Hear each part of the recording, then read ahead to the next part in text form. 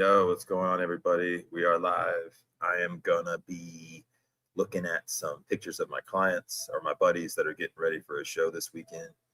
Some of the goats I have for sale, so just stuff that's been going on in my life. If you're rewatching this and it seems a little dull in the beginning, skip forward. I'm sending the link to people. My wife's playing The Division, and we're gonna stream it, and I'm gonna share it some too while I'm live. But I haven't been live in a while, and magically the light turned out really good here. The vertical one can't tell, but the horizontal version, it looks like I tried to do that. All right, invite. So let's see what's been going on.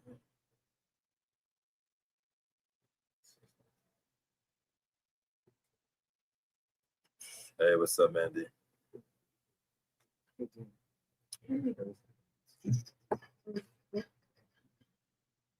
Just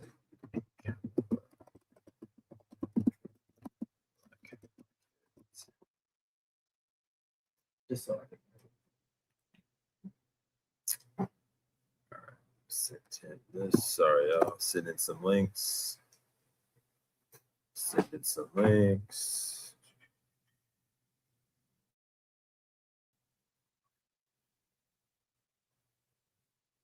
To my dudes.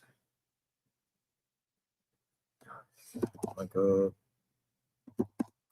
Joseph, we got Chase, Link.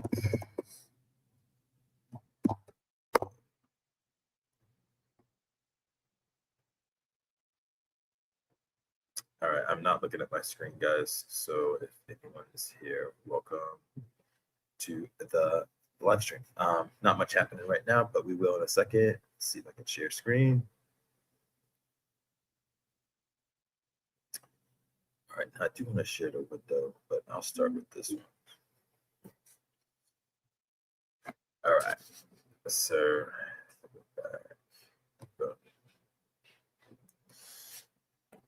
Capua, city of Commune, in province of Caserta, the region of Campania, southern Italy. So when Secundus comes back to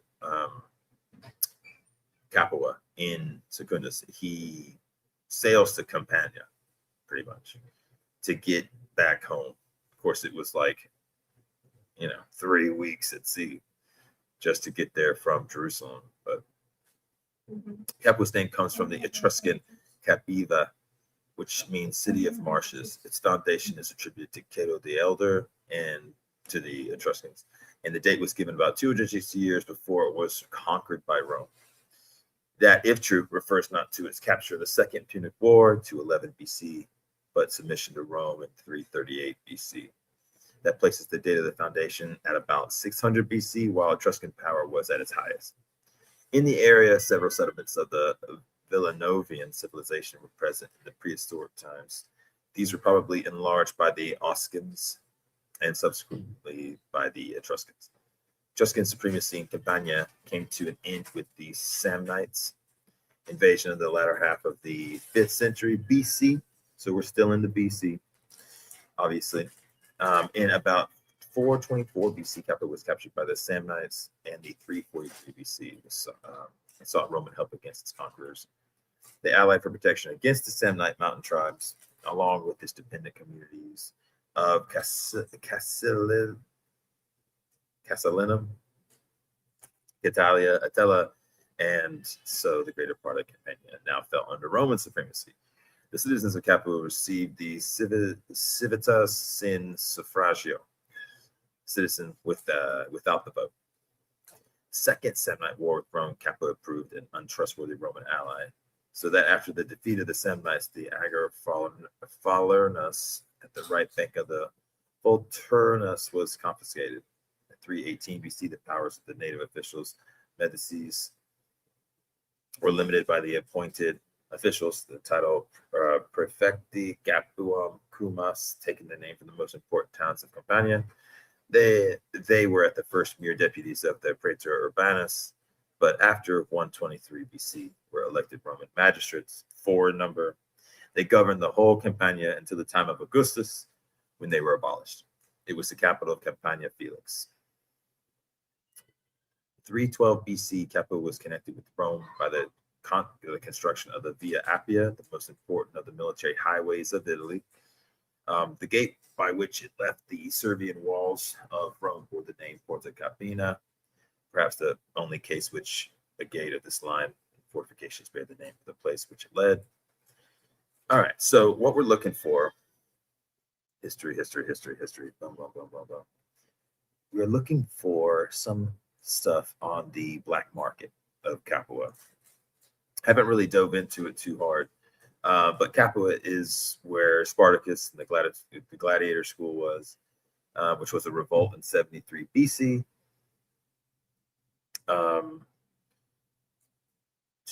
59 BC, Julius Caesar, serving as consul, established a Roman colony in the territory named Calonia, Julia Felix, under his agrarian reform, settling 20,000 Roman citizens in Capua. And this is kind of getting closer to the time where Antonius is getting to Capua. Antonius got to Capua right before the turn of the century, pretty much. Or actually, it was right after, really. Single digits, practically. AD. The War of 69 AD, Capua took sides of the Vitellius under the later empire. It's not often mentioned, but in the 4th century. Let's see who we got here. All right, let's see. Let's look at some of the comments real quick because, okay, so Jennifer Cheong, hi. And then she asks, what are you doing? I'm talking about Capua. Of course, you're not going to know what I'm talking about. You just stumbled across my stream. Question marks. I'm clearly reading from another page. Could not see your question yet. I'm just saying, I don't know what you're talking about. Yeah, we get it. We got it. We got it on the second message. But thank you for stopping by. All right, let's see what I'm doing here. Hit up Marcel. Yo, bro. Let me go to YouTube and see if my wife is streaming. I'll play this. Boom.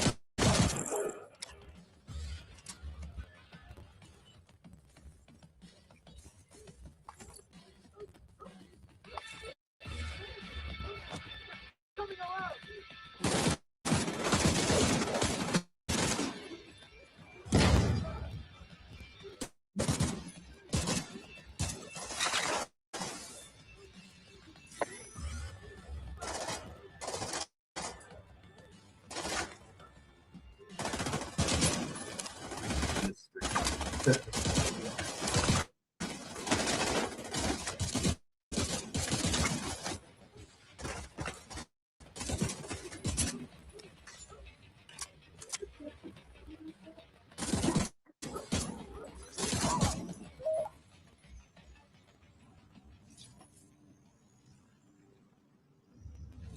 know I shouldn't, but I'm not sure. Huh? I'll bring you in. Wait. I'll give you two. Okay. You want to see it?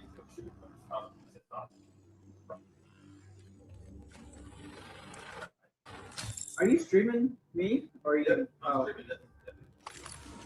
I'm just waiting on someone to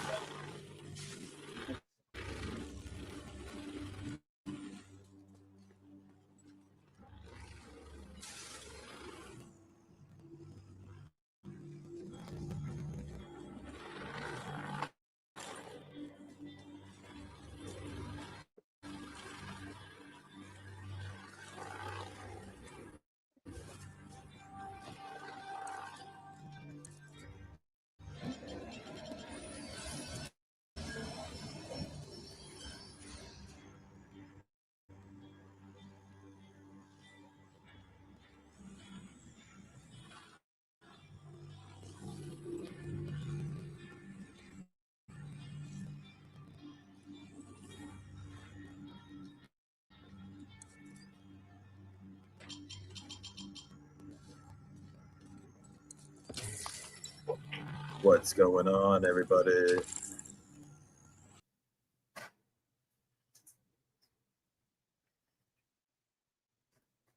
What's up, everybody? I can finally hear now. So, all right, we're looking at Capoeira.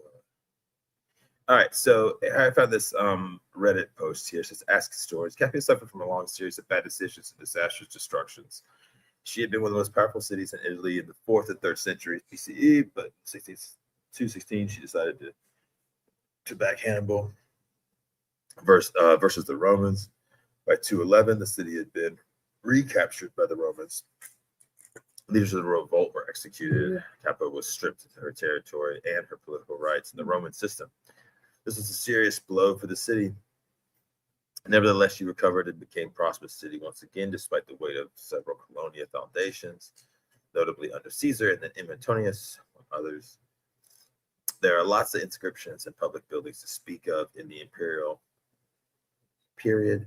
Capo suffered a long series of destructions. The Vandals burned it in 456 CE. The Lombards, a century later, and some Saracens, not sure how you say that, apparently completely destroyed her in 840 CE. Troubles with the city continued after this until they wound up in the backwater area of the Kingdom of Sicily itself, the backwater to the important political tensions in late medieval and early Renaissance periods. It says, was this a gladiator industry so large to affect the overall welfare of this significant town? I'm just wondering, as I have always had the impression that it was more like pro sports today, big money, not an incredible amount of overall scheme of things. All right, and what do they say? Well, this is complicated, but I would say that the gladiatorial industry was very big, especially in the 1st century BCE. The Roman system by which a young man climbed the ladder of political offices, the Romans called cursus honorum, path of offices, became very tangled up in games. The typical sequence was this: one military servant as an assistant of some sort, quaestor, so sort of like a financial assistant, aedile, praetor, consul, highest office technically. Aedile position is key here. The technical role of the post was to maintain public structures and oversee the observance of religious festivals. In reality, it became the vehicle by which Roman aristocrats got their name out there by putting, "Hey, bud, can you turn that light off so she'll shut the hell up? That goat won't be quiet." By putting on insane festivals, particularly gladiatorial schools, bouts and animal hunts. Venations, if you crapped out your chance to make a splash tonight, your chances of getting noticed at the elections for a higher office were lessened. Let's see.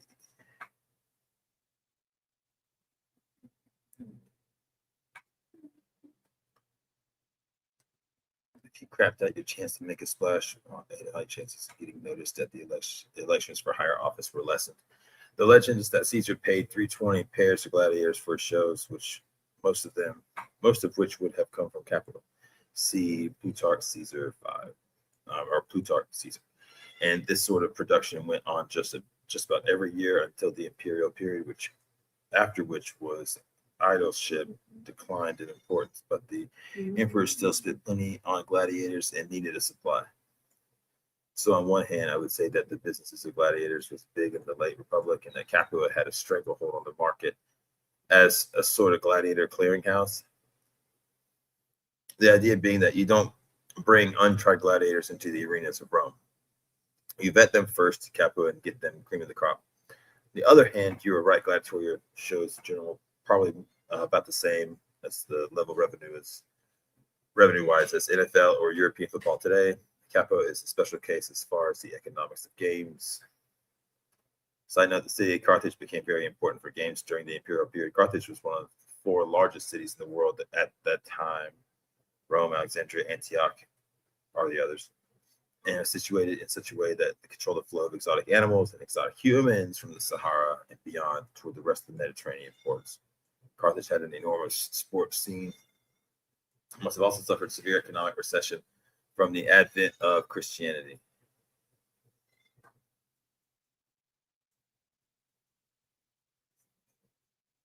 Shifted class of Western Roman Empire, Italy fell under the rule of Theodore the Ostrogoth in around 500 AD, so that's way after his death. The Byzantines invaded Italy, Gothic War. Okay.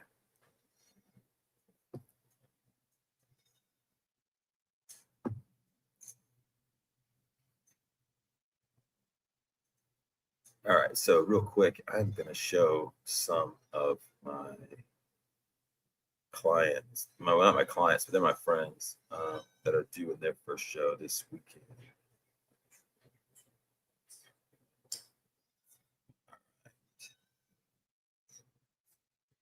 What do you need, bud? I can read like a story as through this one. The really short one.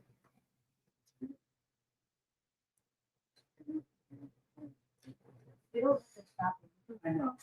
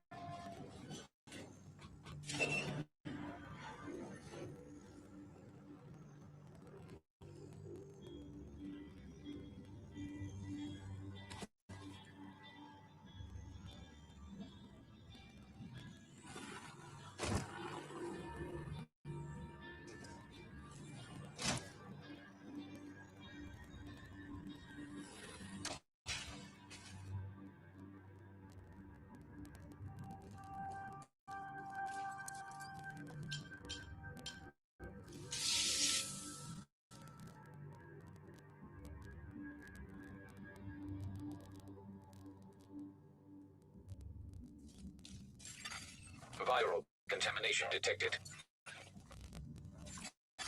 System unresponsive. Looks like you're gonna need to restore power to get into that lab. There has to be some kind of backup power supply. See what you can find.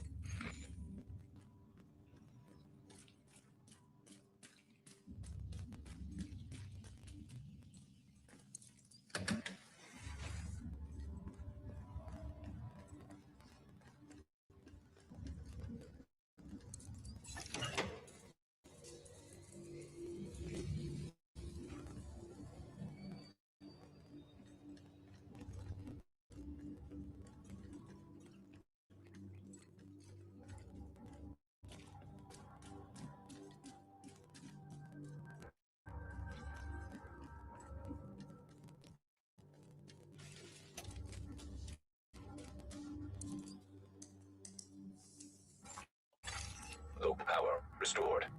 Well done. You should be able to recover the cash now.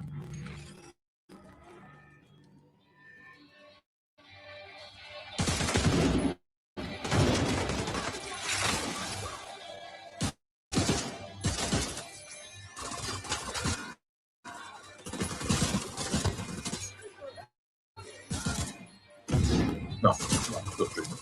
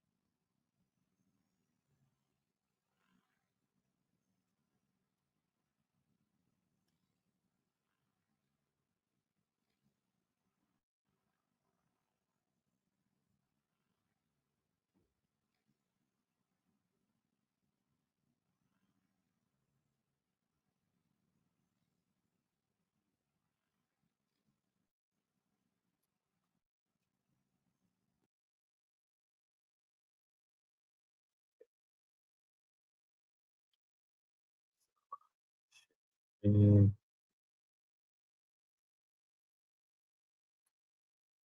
quick with my dudes,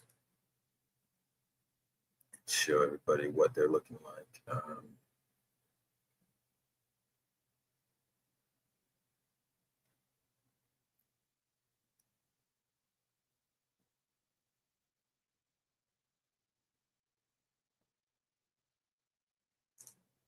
There we go.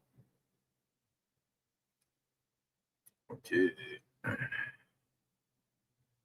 So add the stage. All right, so I got some stuff here that I was looking at. So here's my buddy Jesse. He's getting ready for his first. Everybody talks about the Greek gods, and everyone's obsessed with Greek. And the gym that I go to, because of so many stereotypes about Greek gods looking like Greek gods or goddesses, stuff like that, this is all the same time period too that everyone kind of thinks about, when it comes to this particular, pageantry that I used to do that I don't do anymore. But this particular guy is 38. He's my age. And the lady behind him that's watching him pose, she's a judge and like a posing coach and a diet coach for all this stuff. She's like 60 something. But Jesse looks really good, just for people that don't understand how hard this is to do. Keeping guys full and their muscles there and trying them not to disappear by the time they're actually getting on stage. Usually your first show, you lose more muscle than any other show you've ever done. But we all talk about Greek gods and stuff, but this little Gnostic pseudo-theological, group of atheists that happen to be a large portion of like people that watch the show. If you make any money, you're blacklisted. And if you're in good shape or something, you're considered something, I don't know, that's kind of looked down upon a little bit in this world because there's so many liberals in that pseudo-theological world. There's a lot of liberals in there.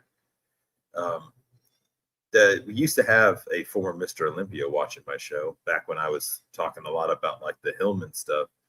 But what's weird to me is that some of the Amon Hillman people will show up and they're like, why aren't you covering his stuff anymore? I'm like, what else are we going to cover? How many times he's wrong?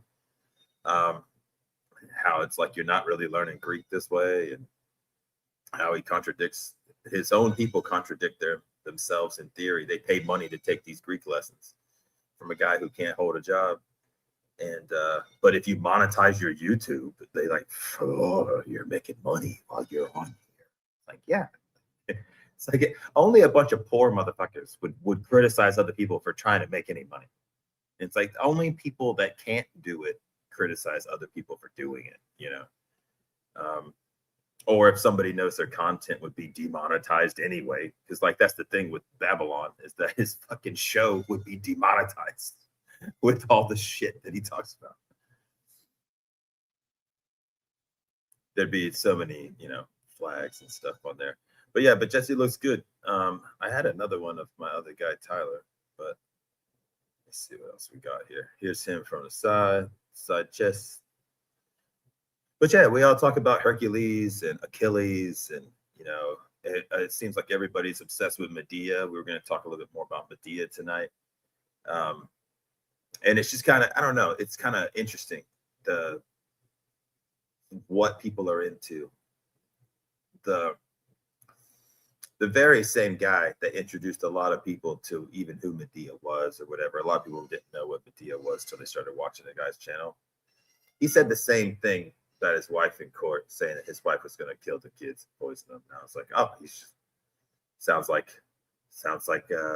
Medea, What do you know? Thought that was interesting.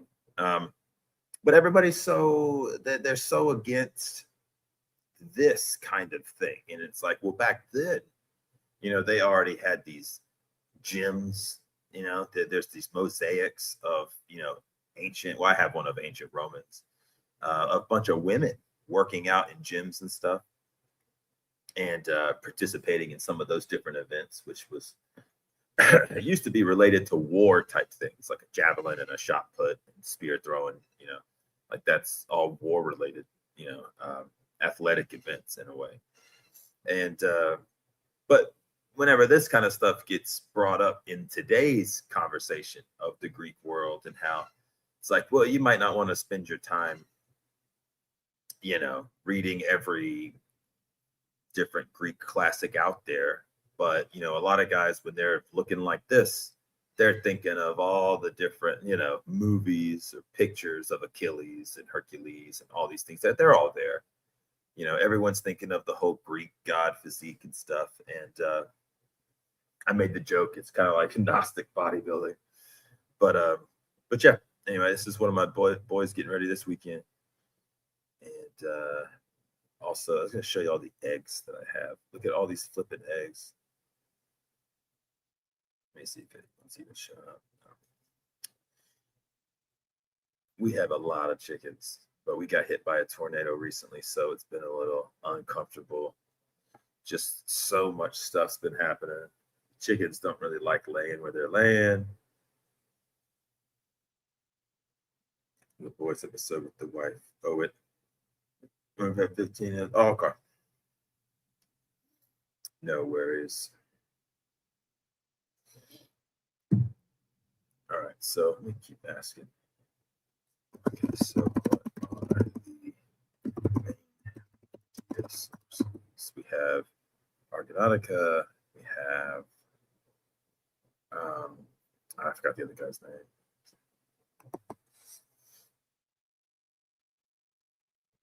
Argonautica by Apollonius of Rhodes. Of course, that's the one. Then you have Euripides. You have Ovid, Metamorphosis. Bibliotheca by Apollodorus. Herodes. Yeah. Anatolian magic rites, Scythian shamanic imagery, pharmakia traditions, outsider ritual specialists. All right, cool. So there's 1, 2, 3, 4, 5 different sources for Medea. So 5 different stories, if you will. I'll share this page if I can. Let me share this one.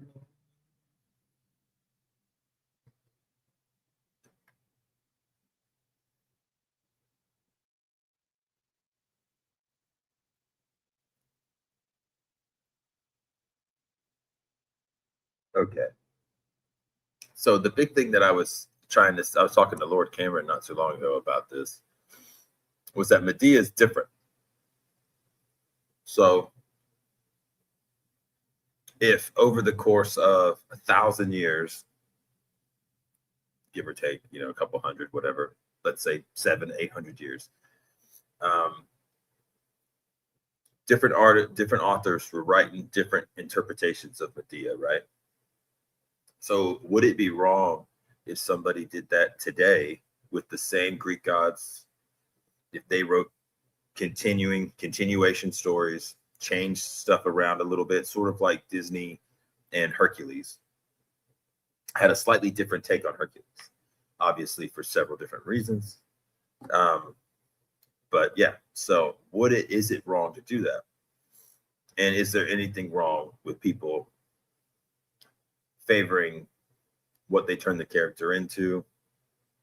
Or is it going to be kind of like the same situation when fans write different fiction novels about already existing fiction novels like Harry Potter or Star Wars? All these fan fiction novels that come out, which aren't really part of any of the original stories, but would that be that bad of a thing? I don't think it would be too terrible. After all, I'm doing the same thing with Christianity. So I'm just telling it a different way from the perspective of somebody else, and shouldn't really ruffle too many feathers. If people were to get offended at my book, I can't see them getting too pissed off with all the other things out there. So I could have made it a lot worse if I wanted to, but I didn't. So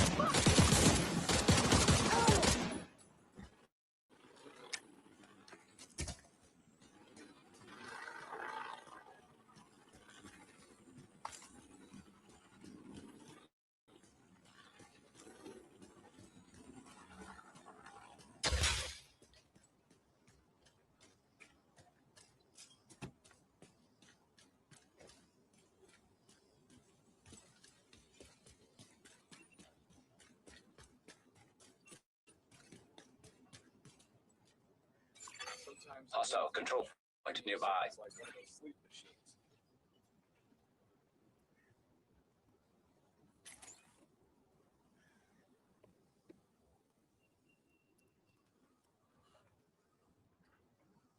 How do we guard the area with this kid?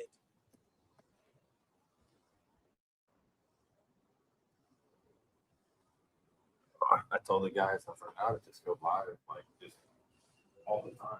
But at night, yeah, might get a little trap.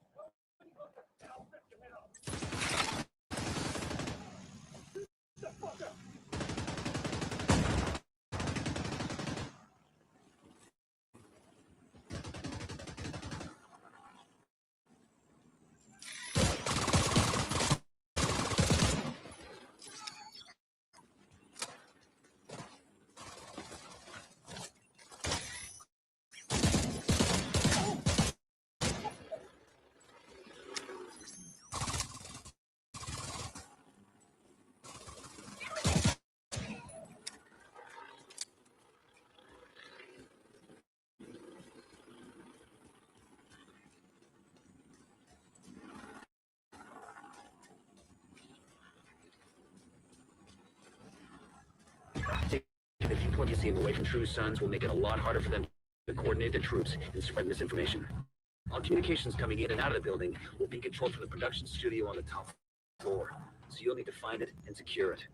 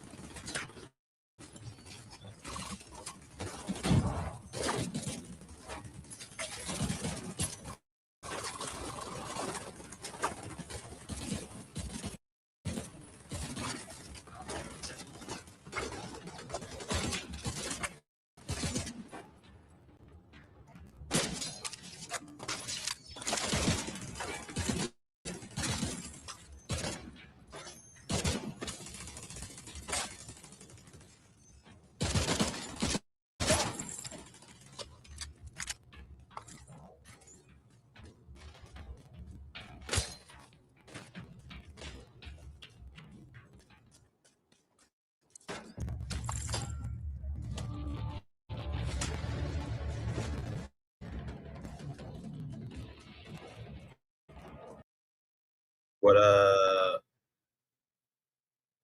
can you hear me? Yeah, can you hear me? Yes, I can. Cool, man. What is How you going doing? on, dude? Yeah, I'm just going live. I'm gonna try to go live like all the time around this time, and whoever's free can jump on. Whoever ain't free can watch. Doesn't Cool. matter. But yeah, like I said, I paid for this StreamYard for a year, so I'm trying to make Tiger Shark use it too, so someone else will use it. Yeah. I hope he was saying something about a couple ideas he had. Hopefully that'll work out. I think his show will be more popular than mine. It'll be cool, man. I mean, you get someone kind of goofy like me and someone smart like him, and then we'll get someone Yes. wily like you, and like I think it makes it more fun. There's a lot of drama going on right now, and honestly, the last time I went live, I ended up having a bunch of missed texts from Gnostic Informant. I had let me turn my volume on my phone down. I had a missed call from him, and the title of my video, I guess, was really off-putting because it was Chase and Tiger Shark bring the sources. But it was a little, you know how when you're sitting there trying to make a live, you just think of the title real quick. You're not sure exactly who the hell's even going to jump on, because so many times that I do go live, sometimes you'll go live in a heartbeat, just at the wild hair of your ass, and we'll get the best episode ever. And then sometimes we plan it for a week. We all have things, and it just, you know what it's like being a movie director. Like some days everyone's on it. And they're in the zone, and everyone's personal life isn't in their head all day long, especially your actors who are trying to, be a regular person when they're not on set. And then when it's time to perform, you're getting in that right state of mind to make yourself cry the way you want to get pissed off the way you want to and stuff. And the same thing with podcasting. Like, we're trying to make some kind of show where we're exploring all kinds of ideas. And somehow we ended up having a bunch of agreements on a lot of things, but a different argument altogether when we went live with our boy Gnostic Informant. And it was like, wait a minute, you're arguing the definitions of Neonisco still. We've agreed on that. Yeah, we get it. Yeah, we all know that there's one guy that's a source for a younger one, but then the rest are young men. Yeah, it's a raging majority. Well, it's like also like that's not, to me, we can agree to disagree on it, right? So like if I'm talking to you and you're like, I think it's a 30-year-old, and I'm like, well, from what I've been looking at, I think it's probably younger. Seems like that doesn't, okay. So I don't know. What's the big deal? In my book, I made him 17. Yeah. Okay. Because like who the hell's really counting anyway? Yeah. Well, I mean, it's also, and like I don't. We had a separate argument where we were arguing that there were different traditions that involved younger ones, and obviously it was kind of an escalation of force, if you will. It starts very mild, and you're dressing up, like Mandy said, as soldiers, as actors, doing plays and stuff, all intermixed with this. It's so different than what you see today. There's nothing today that's the same as these kinds of celebrations anymore. They're definitely like wild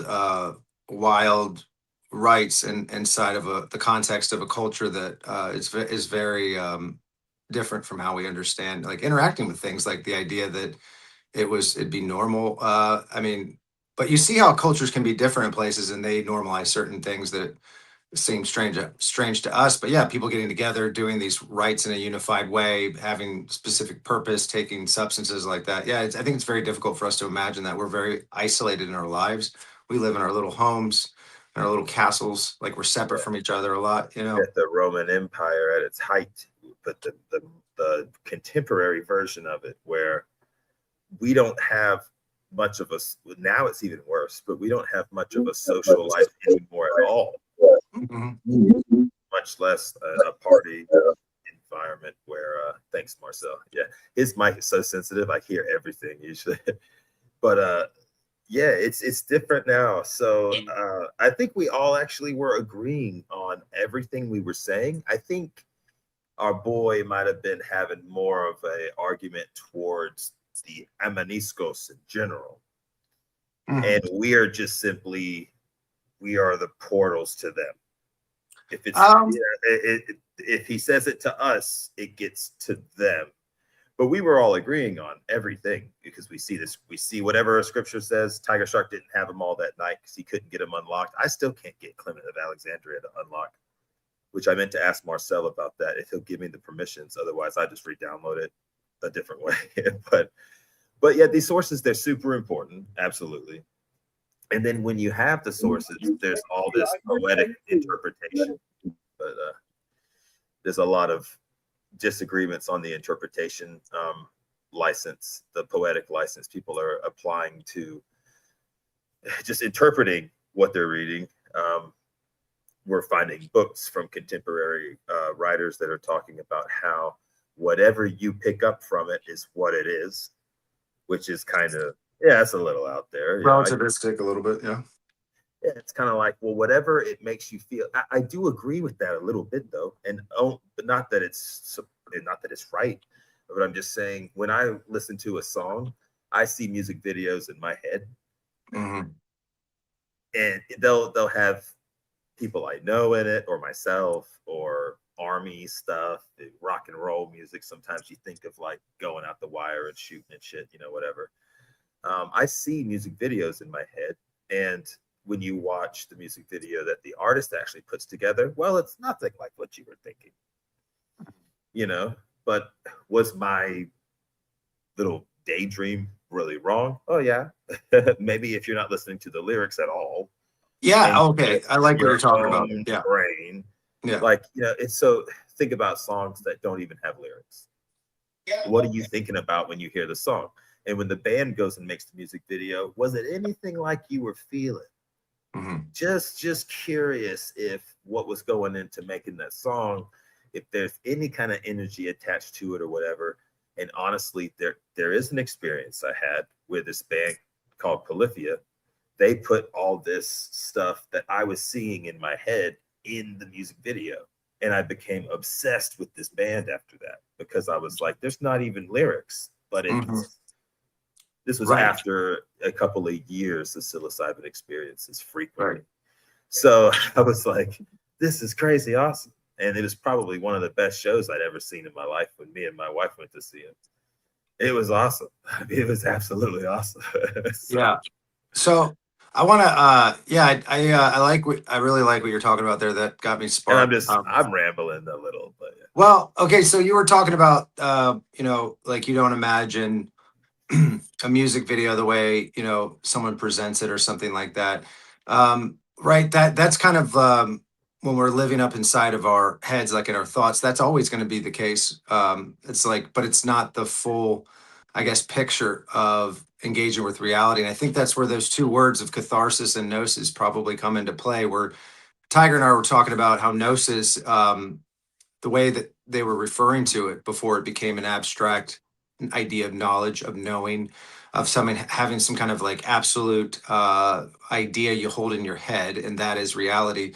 That came way later, right? And when they were talking about gnosis, they were talking about the actual like physiological change you would go through. And that can happen on small levels neurologically as well. And it would change your behavior patterns. And that's how you would know something, right? And that's something actually just embedded in living in general. When you go to bench press or whatever else, how do I know you can bench press? You can talk to me about it all day long. You could listen to a podcast. You could memorize all the right words. You could even become charismatic enough to convince me in the conversation that I think you know something about it. But I'm only going to really understand that you understand it when I see you do it, right? Yeah. And that type of knowledge, that ability to apply it in reality, and so it's confirmed on the outside for the rest of us. That's something that I think that's like a very big distinction. And catharsis, on the other hand, is a type of transformation you will have while you're watching something. So I'm showing you something outside of yourself, like images. It is what we do a lot right now with movies and stuff like that. Or I could do it on stage. What the magician shows you, what the theatrical people show you, and those things are not actually the thing themselves. But when I line those images up, or I line these certain things that are given to you, your body, if it's put together right, will glom onto it. and then you'll unconsciously fill it with your personal experiences. So like when you're watching a film, it's actually kind of a miracle that we all watch the same movie. Like we take I don't know, I'm trying to think of a easy movie The that Big everybody's seen. Lebowski. Right. Okay. We watched The Big Lebowski, and that's more of like an up in your head, a little bit more intellectual. But we all have, let's say, we all have a general feeling of the absurdity and the comedy in it, and that it's kind of an absurdist view of reality, I guess. Right? Would you say that's probably pretty accurate? That no one would say that's like a serious drama. But So if someone were to say that, that would feel kind of strange. And in general, the it's public agrees it's a it's kind of absurd. comedy, Mhm. kind of a dry comedy. Gosh, you had to ask me, right? Where's Mandy Moore? No, Um, well, like if in general, like the general species, of the and movie. no, our human species in general will watch that movie, and in general, they're going to take away some kind of absurdist view on it. Typically, a really Yes, well-made movie you can watch yes. without dialogue and just There's the a images. twist, you know. Yeah, well, the tone and so the fact that that happens when we live in our little black boxes in our heads, and we all have a communal experience like that, or if you watch Last of the Mohicans, or you watch Gangs of New York, or like They're or a both good. really yeah, like or a really great love story. We have these marketing terms that we use, and we pretend like those terms are disconnected from each other, like they're siloed off things. But the fact that we have labels for those different, we're trying to like identify different sections, and we all universally feel them, even if we don't have the same idea of what exactly we thought the movie meant or something like that. We know it's like a love story, it's a transformation story, it's a story of war and finding oneself. All humans have this universal experience, and it's not due to where you grew up, right? You can unless you have brain damage or something like that, or there are some examples of really isolated tribes like where they don't even understand square rooms because their tribe has been evolving in like circular, so they see corners in a room and they freak out. There's some examples where there's some things that are detached, but that's like kind of the magic of catharsis. Because like you said, you have your own personal experience. And I think the issue that we have with postmodernism and relativism is it's really no way to get to reality. And you do end up chasing your own tail, because if you start to think, well, anything can mean anything, that's a problem. Anything can't mean anything if you're building a plane. It just can't, right? Because and why would that matter? Well, the stakes are going to get higher. You have to have you're gonna have people on the plane. You want to Right, fly, that thing has to fly. right? So that distinction of reality is like kind of important. And so I think we've entered an era where that catharsis that we have, the power, the magic, the ability, and people can do this, by the way, when they're really good con artists, like or an actor does it, right? But someone who can trick you just being in front of you, and why there's like you see surface level techniques and stuff people use, but really good ones are they're embodying something else. They can get to you, they can change the context of your situation, they can give you permission to do things you might not have ever done, and then they can convince you that it's okay, and you never thought that day you were going to do something crazy like that. Like that Yup, ability to influence people comes from yep. like our like we're more easily able to be moved like that because we live so much more up in our own heads, and we don't distinguish between like the knowledge of like the things outside of ourselves, and then the cathartic things that we think in our head, and we think I've that done it catharsis too is many times. reality. Bro. Does I've that done make it too sense? many. Yeah, Yeah. I'm the poster child for that shit. Oh, we Back in when are. Yeah, I was yeah, in my 20s, oh my god, dude, I was the biggest piece of shit. yeah, I just had the way I saw the world was yeah. so different than today. Now I Right. might still sound the same. My jokes might still kind of come across the same way. I might have a short fuse if enough things are wrong at one time. You know what I mean? Sure. But I'm not the same dude that I used to be. Right. As far as how I see the world and how I operate, the way my brain makes decisions and stuff. Besides the surface level characteristics, and yeah, I do not like who I used to be at all. Right. And it was all those things, manipulative. It's being in sales. Oh, sure, sure. And in sales, I would take people on tours and fake a Hispanic accent the whole goddamn hour. I'd put on glasses, and my other buddies would be laughing their ass off just because, like, I didn't wear glasses. The stupidest little shit. Like, Right. I faked all kinds of different accents to see if I could get away with it. Yeah. And These motherfuckers joined the gym. Yeah. So you got to think about that. Yeah. Like, if you see them, you either have to tell them, "Hey, I was just messing with you. I'm American." They're like, "Oh my god, you totally fooled me," or whatever. Or like, you never see them again, Mhm. and then one day you're in Kroger in the milk aisle, and you see him, and you're like, "Do I fake it again? Or do I tell him for one?" Well, I haven't careful. seen the motherfucker in a year, but he You went- He never yeah. forgot me. You wear a mask too long, it actually becomes molded to your face. We would But do it all the time. My buddy Yeah. Donnie, oh my god, Donnie, he had people convinced he was worked for Notre Dame.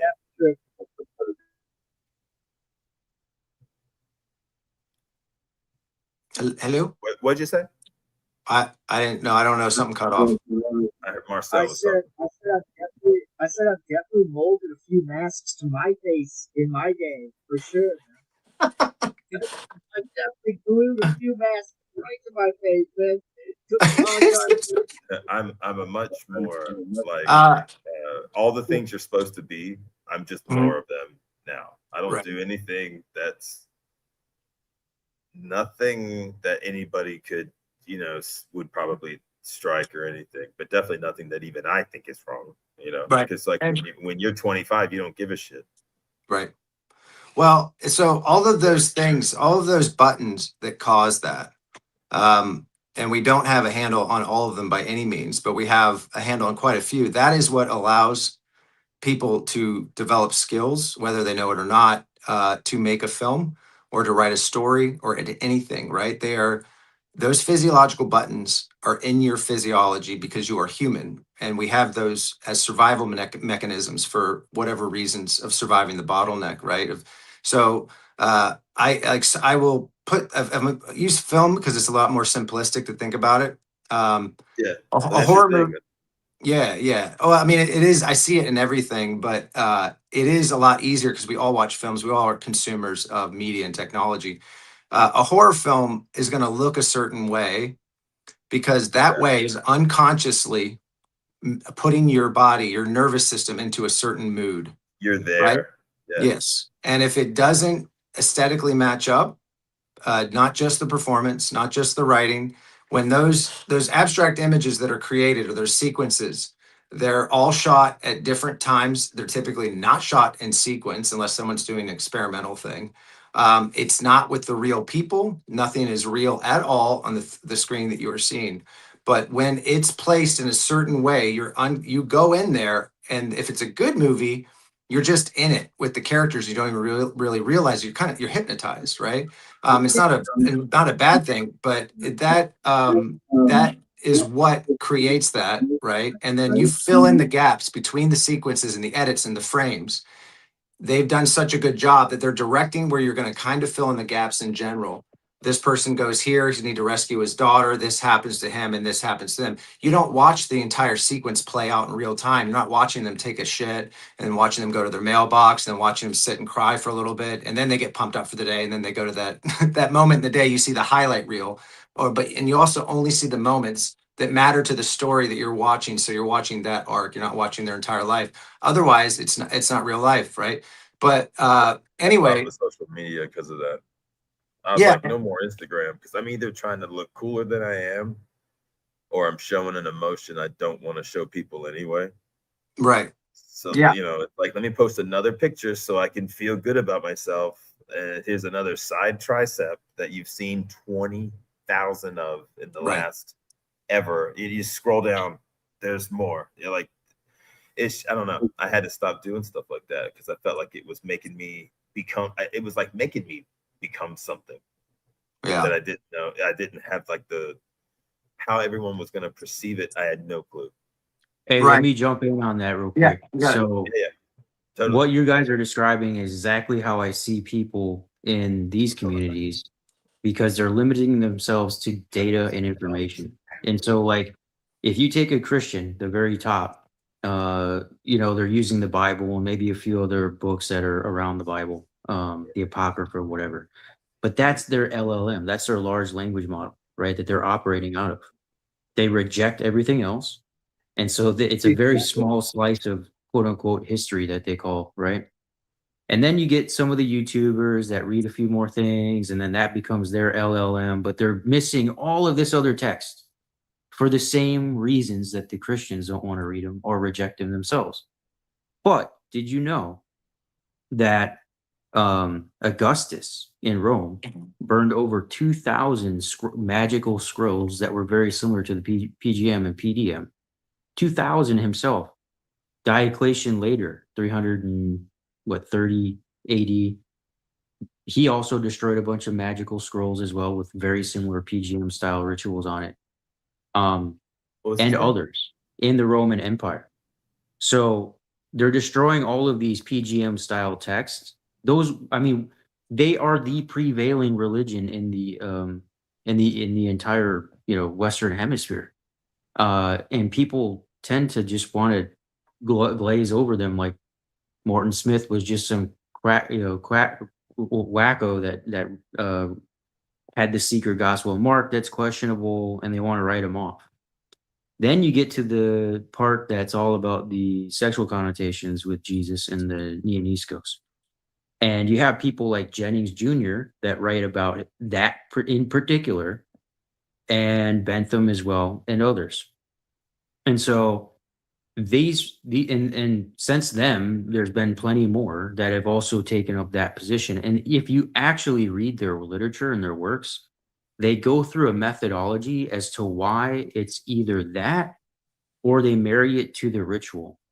There is more scholarship on the aspect of Mark 1450, 49 through 51 and Mark 16:5 as being a ritual than anything else, like literally. And there's a bunch of other ones too, but there's a lot more scholarship. I would agree. I'd agree with it's some kind of ritual for sure. Yeah, and so you can sit there and say, well, I don't agree with them, and that's fine. But my whole premise of that show that we went on with Gnostic isn't to tell me being a filter for these scholars. All I'm doing is saying, you go read this right. shit on your own. Well, Thanks to Marcel, I was able to get a lot of those books. He getting them for me, papers. I can't get Clement of Alexandria to open. That's I got Jesus. Oh, we have that. We'll send it to you. Just send it to you. Yeah. He has it, and in there, that one, Clement of Alexandria is Jonathan Thiesman, and this is the other funny thing. Gnostic Informant on that show tried to say, well, Morton Smith, it's questionable. When I brought up Jonathan Z. Smith, he tried to make it sound like this guy was a much more polished scholar. They were colleagues. They traded grad students back and forth to each other. So, like, you make no sense when you're trying to say. Y'all talked about him before, like a year ago. It's just been, the show's been going on so long that you have to either talk about it again because nobody kept up with the old stuff. Well, they reject the data. Well, so Morton, y'all talked about Morton Smith a while ago, and that was kind of because I was like, okay, well, who else is spinning the same kind of stuff? There's got to be more than one person, right? Like it can't just be thin air type of thing. Because that was the thing in the beginning when you're like, oh, I've never really heard this take on it because, I'm only so old, haven't read it all yet, and didn't ever really get introduced to it the right way. I mean, I started at YouTube with some AI songs, and it turned into like this whole show and stuff, and I think it's awesome, but I definitely haven't been doing it enough. But y'all mentioned Morton Smith a long time ago. And I never even looked at the text or anything. I was just like, oh, okay, yeah. So it's another Purple Jesus, Big Lebowski situation. Just another, that's where we've said that was kind of the beginning stuff on the show was from the PowerPoints was saying that philosophy majors will, or people that have had some education in this have read a lot of these different materials, don't even really know all their names, but they're putting these jokes in movies where there's a purple Jesus drug dealer type who's real flamboyant, and he's the best around. He's the superstar, you know. Well, He's knocking them down, and yeah, it's and so we were like, Morton Smith came up. I think Tiger, Mandy, one of y'all brought him up, and I was like, oh, okay, cool. So that's going to be some sources that kind of look at it like that. And then one day, and I couldn't find it, and I could be wrong, and I'm not starting any wars, but like, what the fuck else we gonna talk about? I went to Gnostic's channel to find the video with Jennifer Bird, the man that Jesus loved. It was a title, but they weren't. I don't know if they were talking about. I can't remember now if they were talking about Jennings Jr., which Tiger Shark brought on the last episode just to show what it said. Like it was like that's all he was doing. And I was like, oh shit, I never even read that about the centurion. I was like, oh, I never even heard anybody talk about that part. I was like, there's a book I gotta send you that's even better than that, Witch Doctor, and it has nothing to do with that conversation, but it does have to do with I don't put this stuff. let's just call it what it is. It's called pederasty in the Greco-Roman world, and how a lot of the ancient writers wrote about a bunch of them, and literally all of these guys that run around, Gnostic, Myth Vision, all of their favorite Greek philosophers, they were writing about Achilles and other people being in these relationships, and there's a political reason as to why these things existed. Actually, they wanted to use it as population control, and then it spread from one city state to another. Do you think the contemporary argument is just they're trying to say that it wasn't nearly as much as the pseudo-theological group is saying, that it was rampant? Like we're saying the ancient drugs and that kind of stuff was extremely common. And then we have another group of people saying, no, not all the time. And it's like, yeah, for sure, not all the time. Well, they don't have data. They don't have data for that. And I would say that we keep finding more. Like there is a paper that I was telling you guys about today that's right now being published. Topic. But it was 5,000 BCE, and I was telling Marcel about it. They found a Roman, well, not Roman, but 4,500 years before the Romans existed. They found a hot spring in modern day Italy where they've looked in the sediments, and they're now finding henbane seeds with ephedra and opium. And these guys can keep saying that they can keep saying that's baptism, right? And when Amen says that baptism is a traditional drug purification ritual, well, there's clear evidence for it. Totally. And this paper just came out January this year. Majority vote yes now on that. Yeah, so they can keep denying it. The problem is that they're still going to go up against, and I don't even care. Like, people go, we're all well, friends with Christians. It kind of makes it weird wrong because Jesus wasn't even a real person. Who cares if he that's wasn't a true real too. person? Yeah, This is what they wrote about. That's why this is a story about like one of 100 that we're probably saying the same fucking thing, or it's just an archetypal story written from the right writers. That's it. It had to be the right writers. We're talking about the Coen brothers at the time for it to ever last and to ever get anywhere. Not the Coen brothers really, but like, I'm not saying it's a play, but it's being written. It's being written to be read. That's for goddamn sure. It's just being read to somebody. They're not just putting it on the shelf. Like you have psychedelics found at holy high places, altars all over the Levant. They're every all over single Anatolia, one. All over Western, everywhere. So how are you going to deny that that's in happening? Some places were like not doing that anymore, or some religions. It seems like they just weren't letting the people underneath the clergy do it. You had all the special bread the priest could have. It's like, well, what the hell do you think that means? Well, they fucking wipe their ass with it. No. So I think there's like a really important, building block or fundamental like lens cracked open that people have spoken about before. But the work of Aman is is ramming straight through, and I don't know. I think blasting a hole that is irreparable. Is that there was a clear time where a lot of this stuff was kept from, guarded, / whatever you want to call it, from He didn't people. And broadcast so, it, you know. no, well, what I mean by that is the fundamental theory, the theories that people are bringing now, the interpretations that people are bringing now, even if they get very advanced in their linguistic English language or whatever else, are based on what the New King James Version gave us. Our English is based on New King James, dude. Our definition of words, how our language works, all of that, right?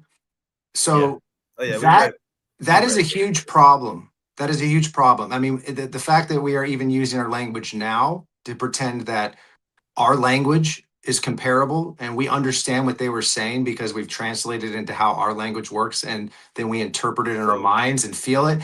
To assume that we even understand that and that we can just say it and that we just know, I think is a huge missing point. And that's why typically like no one really ever takes a full position on it, or they can spin off into relativism because they're still unconsciously operating as if language is abstract, because our language is shitty. Their language was not, and it goes back all the way into You the know, Bronze Age. And we're a little Frankenstein language now.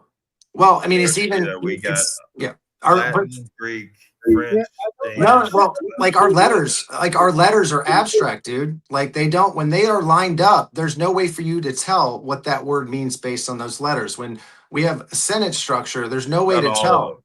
Not all. No, but I'm telling you, ancient Greek worked a whole lot differently, and it worked like that for a very long time until this one specific period that was Oh, it's quite long. I Like it see what you're wasn't saying. immediate. You know, Ancient Greek builds, so you can.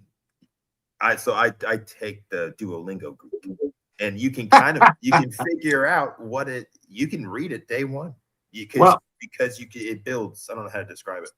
well, okay, so yeah, well, first, it's clear that you guys understand. Like, so I think Tiger Shark, you're with me on this. That like that we start having a conversation, and you're like, let's just make up a fake hypothetical.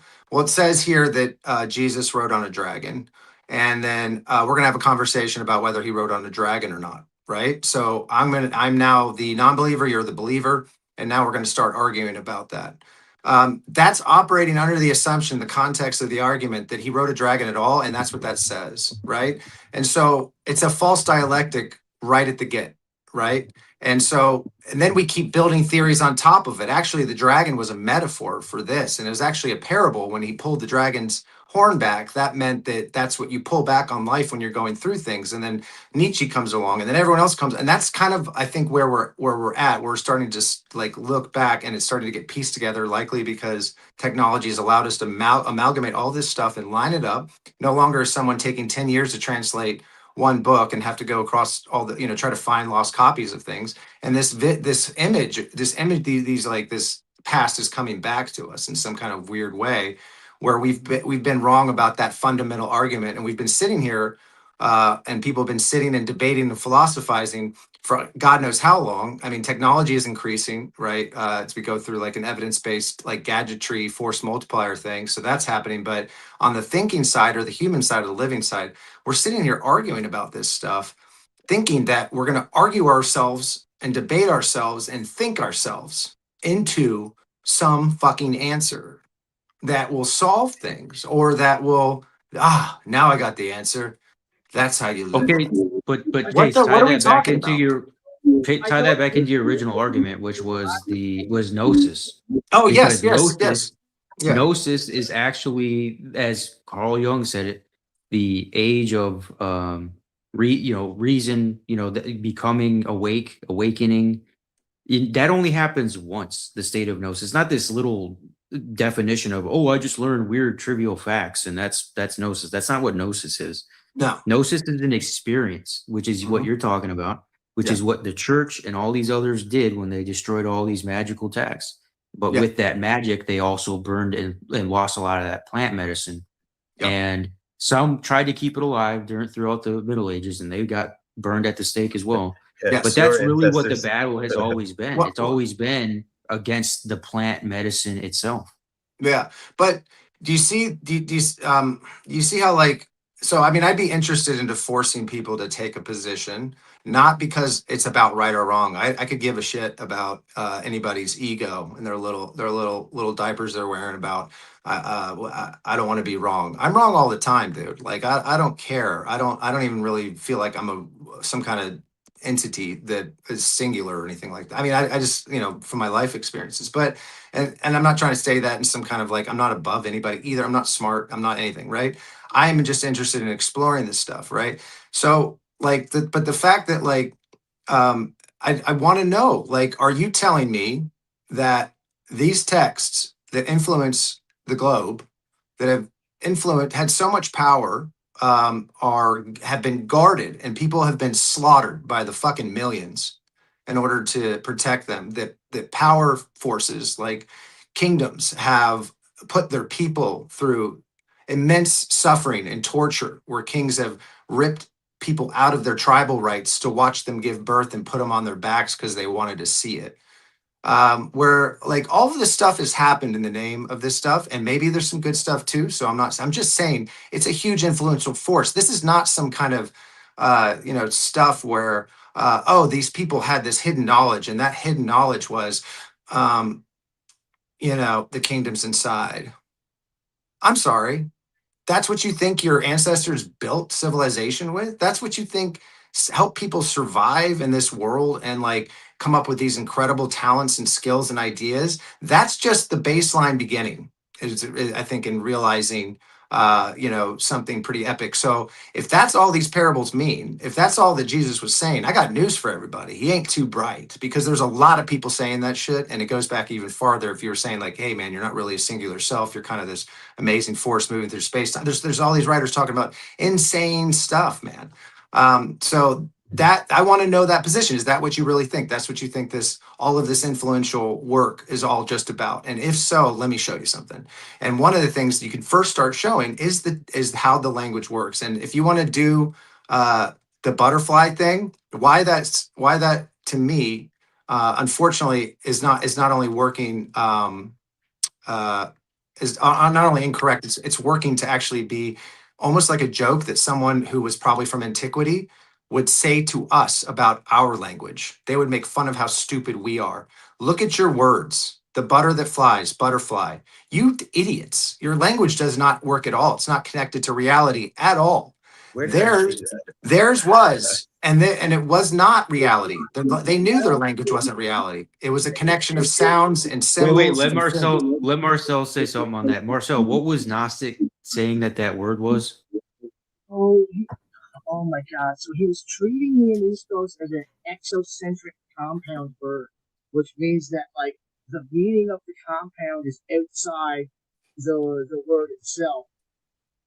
And like an incentric compound is when two words are combined, it would be like dark room. The meaning of the word is in the word dark room. But like if you were an exocentric compound would be like if you were to call someone a redhead.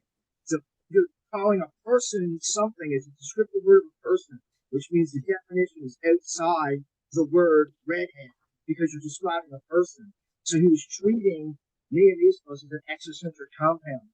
But what I'm trying to get at here is I just don't think that like any language is purely analytical or embodied. These two things coexist together always, and it just depends on how much of which one is focused on throughout different areas of time. Greek isn't some magical language. It's just better at embodying things than every other language, man. It's ludicrous in my opinion. Like, Right. Yeah, and that word is not used in that way either. I'm not even a Greek speaker, but anybody can look that up. I mean, the way he was using it, that's why the joke is there, and it's probably going to be around forever. Yeah, he's right. But he's right to think it was a compound word. But I was just trying to point out why he was using that example, because by knowing why he was doing it that way, you could then use linguistic science to prove him he's wrong instead of just laughing at him and calling him an idiot. You know, you beat the guy with actual facts instead of just calling him stupid. Like you just, I don't know. Yeah. I just don't agree that no other language besides Greek can be a form of embodied language. Like no, yes, no, you're right there. but we've lost many of them. Like the Native Americans language is gone, like, or it's diminished, or we've lost so much. We've lost the.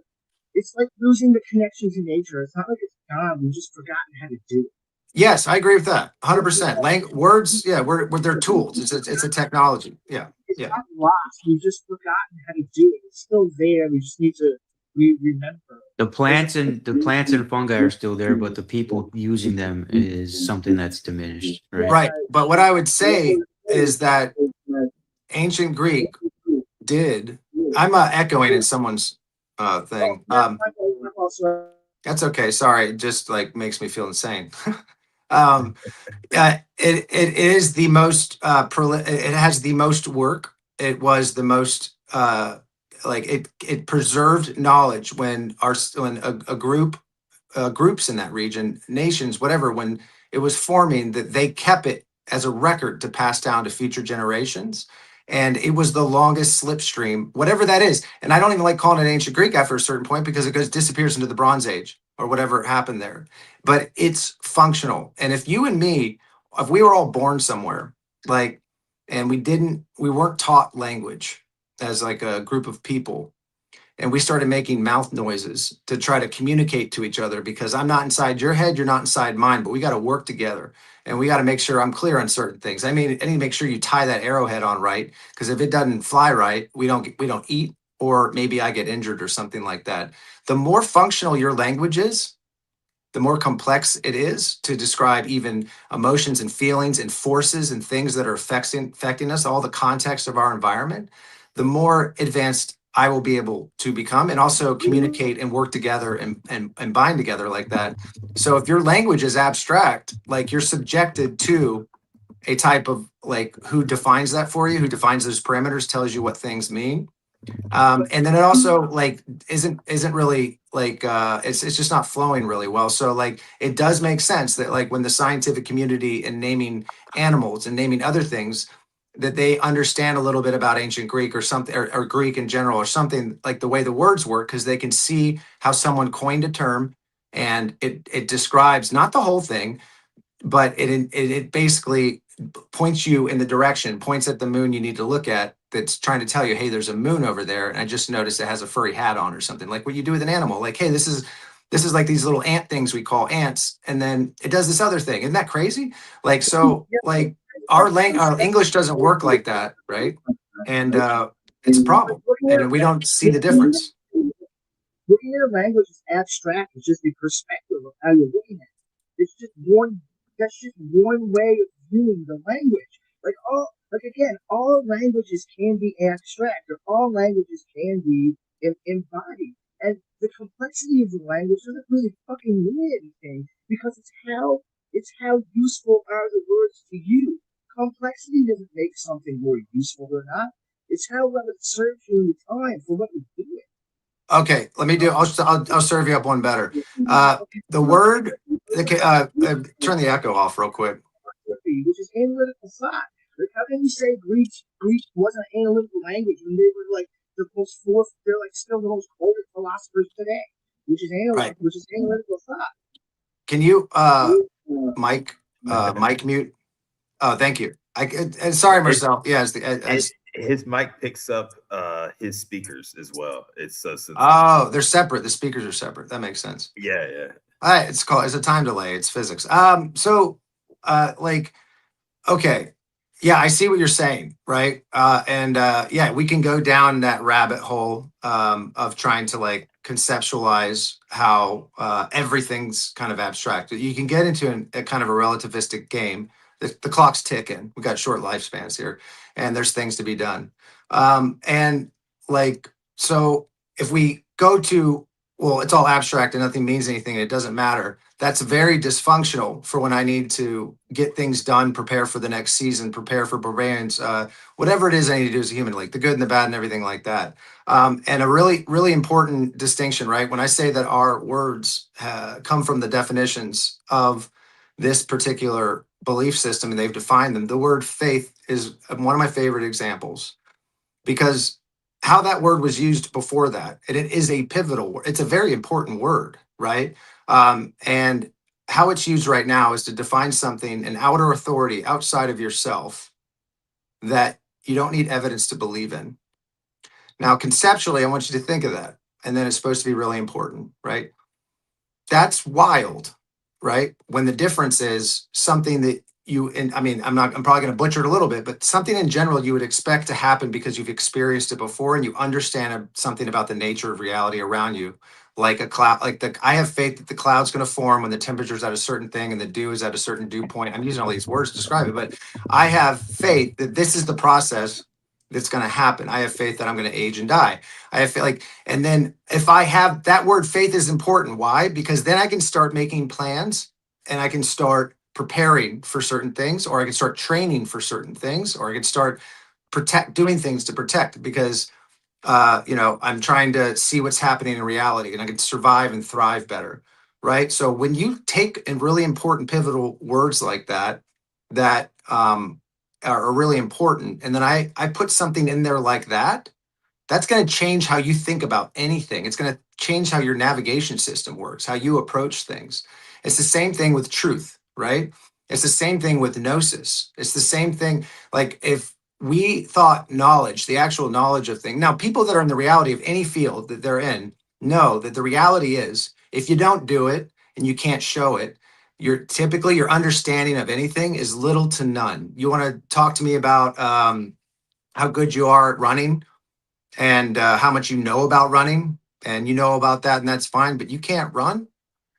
What use are you? Like, what are you talking about? Like this, I mean, you can pass knowledge on, that's great. I'm glad you're setting frameworks up for people who want to start running, and then maybe they can take some tips from the past and try to apply them and then do their own. But how they figure out how they run, how they figure out how they run correctly is going to be based on their experience engaging it, failing, and as a trauma machine, bouncing back in different ways. So the better my language is attached to those parameters that actually are closer to the physics of things, the better the civilization is likely to be, the more effective I'm likely to be. I'm not going to be wasting my time on a lot of different confusions and relativistic debates online, anything like that. I'm going to go start getting good at the things I want to get good at, or start trying to create the things that like I want to give, as opposed to just think about it.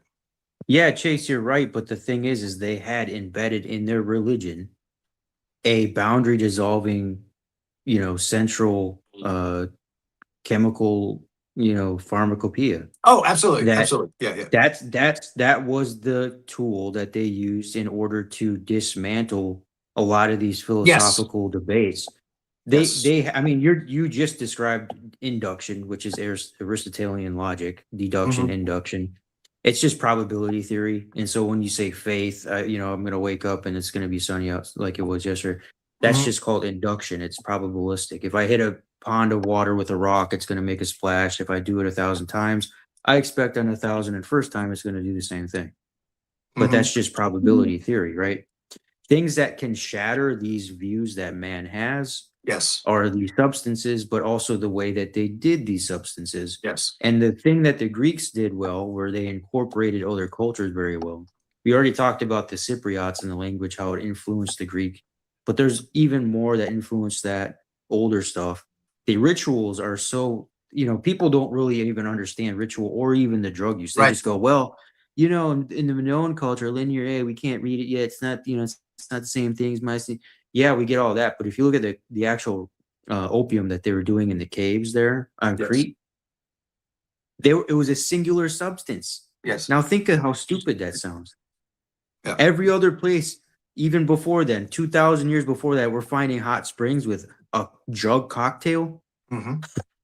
But there, they're just doing opium. That's it. A singular substance. Yeah. So somewhere along the line, even back then in the ancient cultures, things were lost.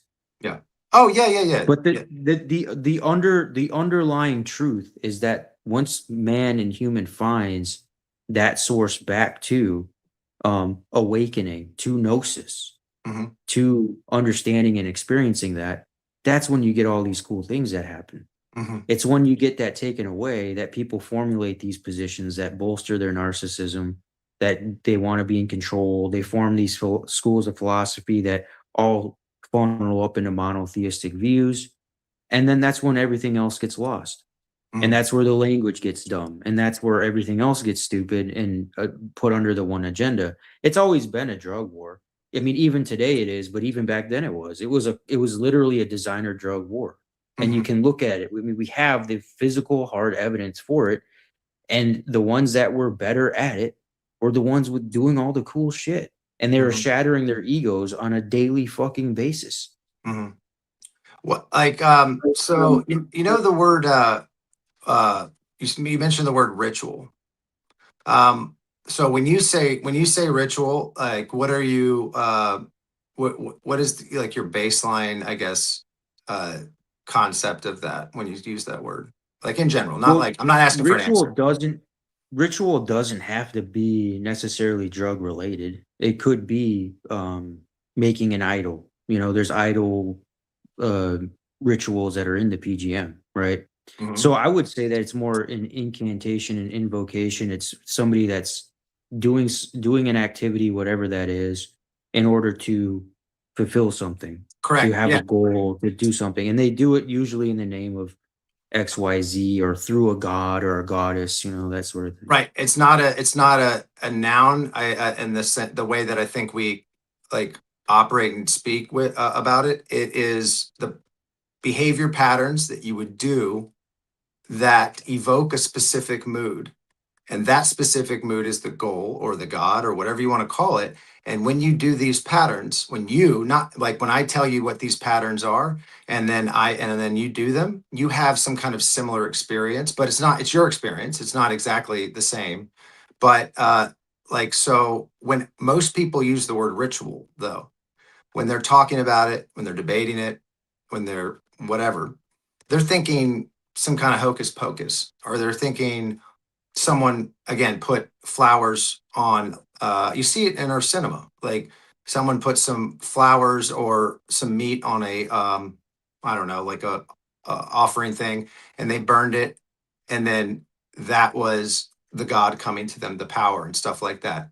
If you think that's what these people were doing that built these incredible civilizations, statues, and just it's staggering some of the stuff they were doing. If you think that's what they were doing, that they were just like, I don't know, like putting a stuffed animal somewhere and then imagining and thinking real hard for the God force to come to them, like, what are we talking about? Why, you know what I'm saying? Like, why would you think that that's where like all of this important stuff comes from? So I think I guess I'm trying to circle is like, I agree with everything what you're saying, but the tool we have right now that unlocks a lot of this stuff was carried through that language. And so it might help us get back, but it is not like some kind of absolute, or it's not some kind of answer to anything like that. But the fact that it's had this large of effect on us, that I can do things in plain sight and you can't recognize them in your like common sense because you're not engaging with reality, because your whole reality is based on building blocks of a language that is totally abstract and disconnected, right? That like when you're navigating as a human, it's going to be difficult. Like if you were taught that in school, hey, rituals are a certain thing to do the evoke a pattern. Well, why does that happen? Well, because you're a physiological being, because chemicals drop in your body when you see the sun, when you mirror other people's body patterns, you bond and connect with them, and drugs are getting released. When you're eating food, drugs are getting, like, what you want to call them, drugs, you want to call them different chemicals, and those can create these crazy super effects. And sometimes they recharge us. Sometimes they turn us into people that can lift up cars. Sometimes like it motivates us to do things and stuff like that, right? That's why what muscle memory is a thing, or like why, hey man, be disciplined, wake up every morning and do this thing. Your physiology will actually start to change a little bit. That is a ritual. That is the power of it. Now imagine like a language that contains the directions or symbolic connection to things that are close to reality, which I do believe a lot of native languages that we've lost. And you notice like that those things always just try to get snuffed out in recent time, but that Why do they're you think English can't do that? Like, why do you think English can't be opposite? you have to look. I don't know if it can. It could evolve into that. But if you look at how it works, there's a reason the Pythagoreans could speak in math, and we had to make outside symbols that are very difficult to learn. And it's why mathematicians, like, I think, are different types of humans when they can just intuitively understand it. And we kind of think they're strange. Plus and minus. Think about it, dude. Plus and minus. They don't even need it. Yeah, I was very good at math. I'm not trying to say you're wrong here. Like it's just the way you're delivering your message feels very black and white and dichotomous. And what I'm trying to say is, to me, it's like yin and yang. Like embodiment and analytical are like the yin and yang of a language. They coexist in all language, and it's up to us to find that yin and yang in the language. Does that make more sense? Like I don't Sure, think the language sure. is one or the other. I think embodiment and analytical exists in how we choose to perceive and utilize the language. We have to Yeah, go but your language is connected. Your connect is the way your language works affects your neural pathways. Like your linear thought pattern of how you think reality works is from linear language, subject, action, James, object. let me help Yeah. you out by giving a good example of this actually. So recently, and this is scientific, Marcel, but you know Plato's forms that he talks about, right? Yeah, yeah. Plato's forms. So we're finding Dr. Levin, Michael Levin, leading microbiologist, is finding through his actual his biochemical research with actual organisms that life exists outside of the body, and that he calls that Plato's forms, and that Plato understood that. And part of that was translated through the language itself. So I think that style of complex information that we're now just rediscovering now, literally with scientific experiments, and them themselves, these scientists saying these are Plato's forms, this is exactly what he was talking about, and that consciousness exists, your consciousness exists outside of your body, which is what a lot of these goddess and gods are all about, right? The transversality, liminality, you're crossing over that boundary. You do it when you're on a DMT trip, you do it when you're in these ritual spaces. This is why Aristotle, I was throwing this around the other day, but Aristotle was said to himself carry a wand around. And Chase, there is a good book that I have, Yeah. because Go for it. magic is as goofy as some people are with this magic stuff and more Harry Potter like. There is a form of magic that is vocal, and there is a form of Yeah. magic that course. is imagery. And so I'm not saying that I do it, but there's certainly people that not only do it now, but have done it in the ancient past as well. And so there's a lot of different forms of that people do and practice and have practiced. But I think all of that activity was still driven by the fact that they were having these out of body experiences into the void space, bringing those back into the everyday mundane world of materialism that we all live in, right? Material world. And they were just trying to communicate that with each other. But you had an open dialogue of communication, even if the rituals and the cultures were different, they still shared those. So like when the Cypriots brought the opium to the Levant or to Greece or to Egypt, they also traded their religion to them. Mhm. We know that because they Of course. started burying the fucking Cypriot opium vessels with their dead people in Mhm. a funerary, fashion. And so they adopted other religions and they brought it into the fold via these vehicles that were getting them into the afterlife, or having these, trips that were making them divine, that other writers and ancient writers have written about. And so I think that's where we need to get back to. I'm not saying that it has to be following a PGM style, but even in there, like if somebody really wanted to attack, there is a way to attack people like Amun, right? Because Amun's he's going down a path, and I'm not saying I'm doing this. I'm just saying if you were a smart person and you actually read all of these texts, you could actually have a debate with him about it in a smart way. So in the PGM, there are actual rituals that don't involve any virgin boys at all. It says that you don't need one. You can do this by yourself. You don't need to have one to do it. And so that you could take that angle and say, well, he's saying that they did it there and yada yada yada. But I mean, that's really one way to try to do that. But it doesn't take away from the fact that you have all of these other scholars saying that what was happening in Mark 14 and Mark 16 was definitely a ritual that mimics a PGM. There's a bunch of them saying this, and then you have a few of them saying that it was in this sexualized format, right? And then Amen reading some of the Greek sources that nobody else has read, really, because Galen has so many damn books, where he's finding a lot of these things and tying it back in. So really, it's hard to debate somebody like that, because one, these guys aren't really reading it, and they're going, "Well, where is it? Where is it?" Well, he does pull them up, and those people, the people that follow him all the time, they have those sources. They send them to me sometimes, and I don't even ask. And then I look it up, and I'm like, sure enough, there's Lace Days in the format of a slave trader. And what do they do with the slaves? We already know what they all do with the slaves. You know, I mean, that's, if you don't know they do that with slaves, if you think they just took the slaves and made them work or something, like, no, they were doing the deeds, right? They were doing the nasties with them. We all know that. Yeah. So, And a there's lot of magic too is creating your own ritual. But that's what a lot of like Wiccans and witches and stuff today, they create their own altar. They create their own incense that they burn that suits them. They create personalized rituals that work for them because ritual and magic is a personalized thing. It like at least that's how it's embodied today, you know. Right? It's just that back then people you had to go to the guy down the road because people didn't understand how to make their own rituals. That's why they had the PGM, because it was like a quick way to get the PGM is like quick rituals that you can go to and get done in like fucking 25 minutes instead of having to go to the other guy who takes 6 hours to get a ritual done, you know? yeah. Right? Yeah. It's like a lot.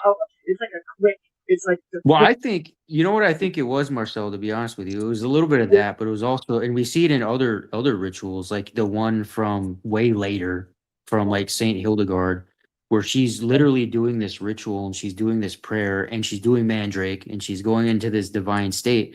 But she also mentions in there for, like, I would imagine the poor class, the people that can't get, well, mandrake's a weed anyway, but let's say you're just somewhere and you don't have mandrake. She Yeah, literally says, like, if you don't have mandrake, you can substitute beech tree in there. But beech tree is not psychoactive. So they were still doing these rituals. Like, imagine if you're somebody that just came across somebody like doing this shit and they're like not doing mandrake and they're just using some fucking log. You're gonna be like, Yeah. what is wrong with this and guy? But That's not the right stuff. it's about personalizing the ritual to you because it gets back to what Chase was saying about faith. It's faith in the ritual that you're doing that embodies the action to cause a thing into you. It's nothing to do with the language. It has to do with what the fuck you believe. yeah, yeah, no, exactly. but that yeah, but what the language what that language I'm not trying to say you're wrong by any means. I'm not trying to say I'm, you're no, I'm not in the wrong or right. yeah, I'm not in that kind of dimension, I think. yeah, Well, so like I'm trying to think of a like a concrete example yeah, of how we really don't fully grasp like the ability of that. Like, okay, so since we exist in our black boxes to a degree, like our cognition is like a little flashlight, and we have limited perspective. If I'm trying, if I want to, I don't know, let's see, I'm trying to think of a really good example.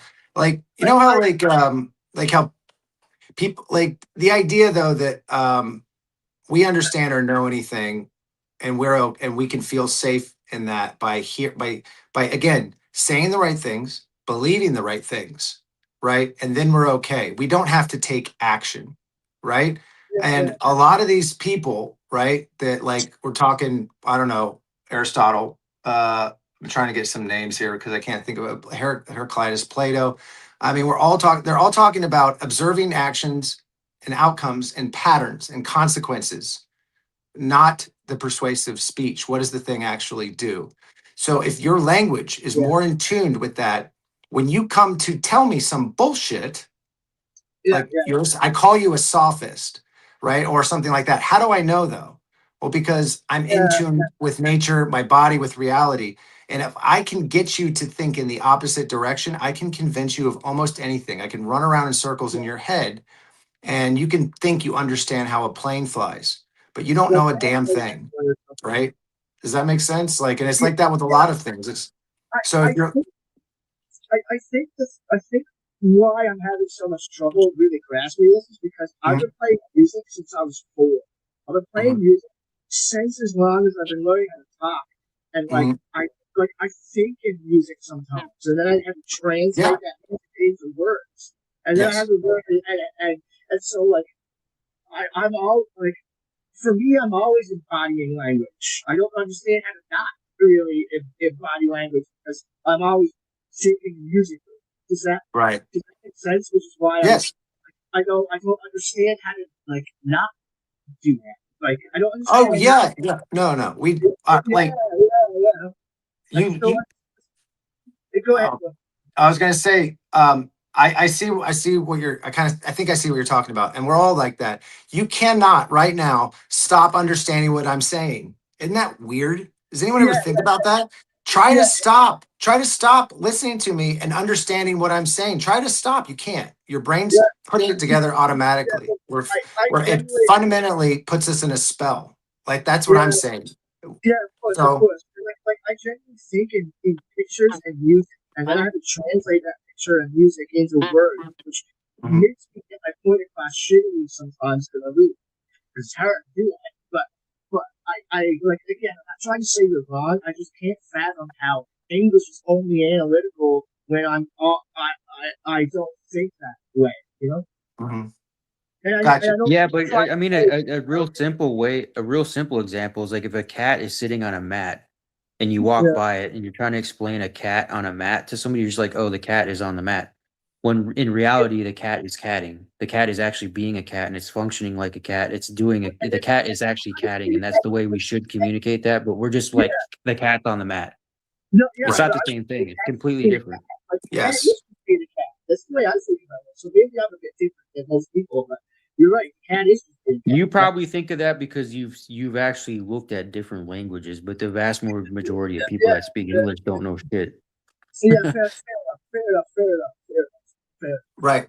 And I'm Well, not trying to so say English is stupid or anything. I'm just trying to understand yeah. it in my own head because of how. Yeah.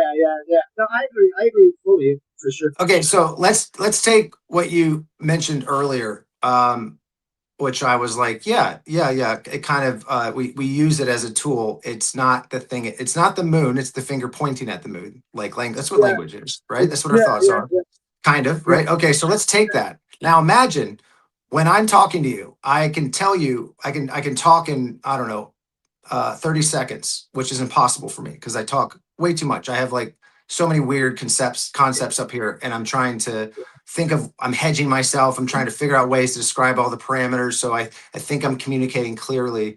One of the most common insecure phrases I have is, does that make sense? Right? Because I don't know if the words I'm saying are actually landing. And I'm only going to know based on how you respond, if I'm listening to you and if I'm responding to you. And most people, I can tell you, have no fucking clue what I say typically, except for a few people that I'm good friends with.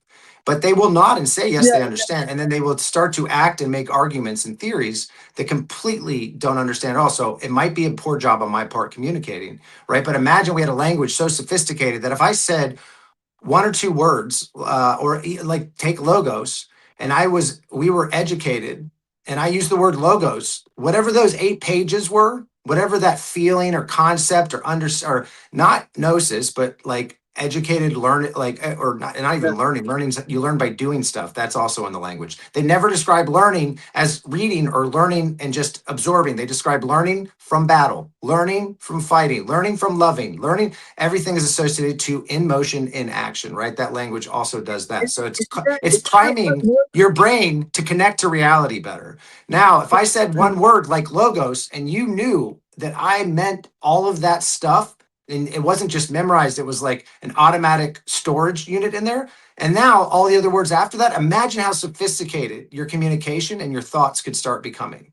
And how Yeah, much, and then they were using, yes, they were using the powers of the gods, the plants and stuff. Of course they were. Like that is yeah, what I think gave it, I don't think the language came first. I think like what Tiger Shark's talking about. These Yeah, are the people that survived the bottleneck. These are the people that followed liberty and became diverse and amazing. And then they started encoding it in some kind of thing they could pass down, a technology they could give to each generation, and that is what language became, right? And so when it's attached to priming your brain and your thoughts to connecting and moving better with reality, not reality itself, and you're not thinking of things as siloed off definitions, nouns, things in the yeah, past, static things, that when I'm communicating to you, like I'm more connected to how reality actually works. And the more I get away from it, the more I can just get up in my head and be really relativistic about a lot of stuff, and then read a whole bunch of books, and then sit here and talk for hours. And in action, in my life, I am doing nothing but sitting and reading and talking. So that means in reality, I'm only good at sitting, reading, and talking specific language with like specific people. I am not That's good at the exactly things what I'm Terrence learning. McKenna said. Yeah, That's what I'm Terrence not. McKenna said. He said, yeah, if you Yes, don't do yes. the psychedelics or you take the psychedelics away from a culture, the only thing they have left to go back on is philosophy. Well, So and he it's recommended the yeah. people, all the people that are scared of doing the psychedelics, that they just go philosophize the world. And then you end up in the same position that you were in, contemplating doing psychedelics in the first place. And we end up mistaking that stuff for skill and for knowledge, and we end up being able to be what advertised to very easily. We end up being able to be taken over by charismatic leaders. Why is that possible? Anybody who's got, now this like, comes from life experience, and like could be drugs, could be practice, could be whatever else. But why do I know now at where I'm at? And I mean, I've worked with a lot Yeah, with check out directing how with I did the actors. screen. I've worked a lot with It's real working good. with It's playing your images game. and like Yeah, other. I want to. Oh, were you saying something? Which doctor? Okay. No, I'm sorry, guys. I was just talking to my wife. She poked her head in because the baby was Okay. crying No, and sorry. made my bed. I Miss Witch Doctor. yeah, So so I can see, that is all though from experience of trial and error of like practicing being really quiet and trying to feel somebody through my senses and not judge it. And then that barrier is very difficult to get past, man, because you take on whatever they're emitting, and it can be fucking dark, man. And then you have to figure out how you deal with it and how you're going to work with it. Okay. So how can I sit in front of a charismatic con artist right now, and I know within about 20, 30 seconds of a couple sentences, couple questions, and then I'll do a couple other things. How do I know they're a con artist? They don't tell me they're a con artist. In fact, they're very good at it because I'm watching them. I'm you need to watching what they do, even you their need to micro expressions, even how they move stuff around on a table. And it's yeah, all Yeah. forming the full picture of what, in general, that person is in that moment and how I should navigate them. That is a much more like effective way to navigate anything than it is to think, I know what a con artist is. They wear a button that says con artist, or they wear this suit and they talk like this. And so now I know what a con artist is. Well, that just blinds me to all the other con artistry. Now I'm an idiot because now I think I know what's going on, and then it allows a really good con artist to find out what your script is in your head, what you think reality is, and you're so certain about, which is what magicians do. And then I can, when I figure out that you're so certain about that, man, do I got you another script for you. And I'm going to go in there. I'm going to push the context of your boundaries of what you think is right and wrong. I'm maybe going to disrupt them a little bit. Then I'm going to maybe say like it's okay. I'm going to give you permission to do, like, this is how we get fooled all the time. And we get fooled because they're hijacking or going into systems that we use to bond for real, and we use to anyway to like form relationships and care about yourself. But we're caught in this abstract language, the more and more detached we get from it, the more and more susceptible we become. And I mean it's I don't know, man. I just feel no, like I don't understand. I see what you're saying now. Yeah, I get it now. I wasn't getting it at first because I felt it felt like you were saying it's impossible to avoid these things, but you're really speaking in general terms of the average layperson who basically doesn't know how to speak or operate their language. Yeah, I think there's something to that. Yeah, absolutely. If Well, and it's also, if you're talking about NPC humans as opposed to people who know how to think and philosophize and do anything outside of being do NPC. period, do period. Thinking, philosophizing is for the tent at night when you're Would resting. you rather sit in your room and read about somebody having sex or actually go have sex? You know what I mean? I mean that. It's like reading a book about karate and thinking you know how to do karate. You got to go out and do Yes. karate. That's why it's Yes. confusing to me because learning is through doing. I don't understand this. We don't learn through doing anymore. It's the only fucking way to learn. Like it just flow. I don't know. Maybe I don't know very many NPCs or something because I don't really interact with any of them, so I don't know what they're like. Yeah. Well, all of this is counterintuitive to us because again, that's the inversion, right? That I am so fascinated by. But anyway, that is the inversion. Not to mention, a lot of those skills are from the Magi. I mean, these operators are pretty amazing. I'm really really fascinated by all the variety of them, and I'm not saying in a lot of good ways at all but hot damn, does the idea of the spell, casting a spell, spelling a word or something like that, putting an idea in your head from a distance and creating a projection and then inciting fear, right? Inciting fear, which is our most strongest signal. And then if I can calcify an identity in there that you have to protect, and then I can set up the parameters for it. I kind of know how you're going to react or in general, and then I take care of the people who become awakened or something, right? But they were using these techniques on top of using the drugs, which is what Tiger's talking about, like how powerful they are. And they were doing things like implanting an outer authority after you went through a ritual where whatever the process was, and everyone wants to argue all day long about that, and that's great. There's a whole bunch of them, and I'm sure there's all these variations of them, and they were all secretive because they worked and they were effective, and you could build That's yourself why, a dude, damn army I with gotta it. stop you there. Yeah. That's why I laugh at these guys like Neil that are talking about burning purple. It's like, dude, do you realize if you actually go look up the process for making the dye, they would literally use Syrian rune henbane seeds as a mortificient, which would make the colors pop and last longer on certain materials. And so they were already making these with hallucinogenics in them, but also using them for different material properties. But they Hence, would use if you they touch would make them with someone, different they you might would make start them with tripping. different they would make them with different properties. Dude, they even found in Turkey 30, I think it's 30 dated back 34,000 years, a literal sindone next to a place that they're preparing dye color with other psychedelic plants. And so there's hard physical evidence for that. Aside from that, but Yeah. So it's all a part of the dye making process. In the best base. What else did they find in the best base? Egyptian blue dye. So when they mix the dye in, it's a part of the fucking rituals, dude. And these guys are like, burning purple's not there. It's not there anywhere. It's all over the fucking place. Yeah. And they're using different shit. It's not the same fucking mix all the time. It's different mixes wherever the fuck they're located. Yeah. And now Marcel, imagine these rituals that empowered people, and they could be, again, there could be a ton of these that were so powerful that they were revolved around getting rid of your fear of death, your most basic instinct. Now, or maybe treating it as a signal so you can start living, right? And become part of the cycle instead of living, like not living at all and being in fear all the time because, life is death, is life, is whatever, And imagine some of those rituals that are so powerful that like unlocked people and empowered them, like their own physiology does it. Someone gives you maybe the steps and they help engineer it. Like a shaman or I don't know, million and the whole temple of Eleusis, everything. Now I do that for you. And right when you're at that, your whole identity is shattered and you're coming back. You can experience it through different substances or near-death experiences or severe trauma and stress or something where your sense of reality is so like broken because you have no control over anything and you're spinning out in your head and that little thinking brain just can't hold on anymore. When you go through that ecstatic state or whatever else where you're coming back to like building this new version of yourself, imagine there was someone there waiting for you with some more different substances or drugs. And then they told you when they gave you good ecstatic ones, or they gave you some kind of thing that like was that right at that good moment, that ecstatic, oh my God, I'm one with the universe.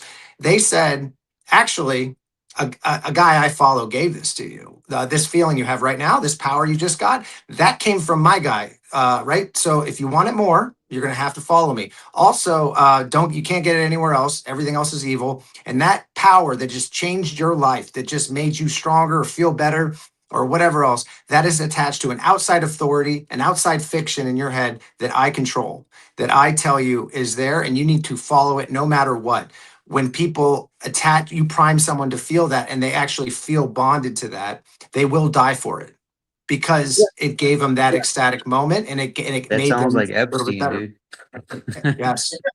Well, that's what that's those Magi's got busted doing exact things, engineering, like jeopardizing people. Yeah. Well, Yes. they found Epstein in those emails that he was telling people how to plant and grow, and also bring his I believe it was Angel salvia something, that he angel had, right? something, Yes, of angel course. something, Yeah, angel he was something. using salvia It's to get yes, these it's chicks powerful, high and dude. do all that. Yeah, Yeah, dude. nuts. And think about just, I don't know how that works. An empowerment, right?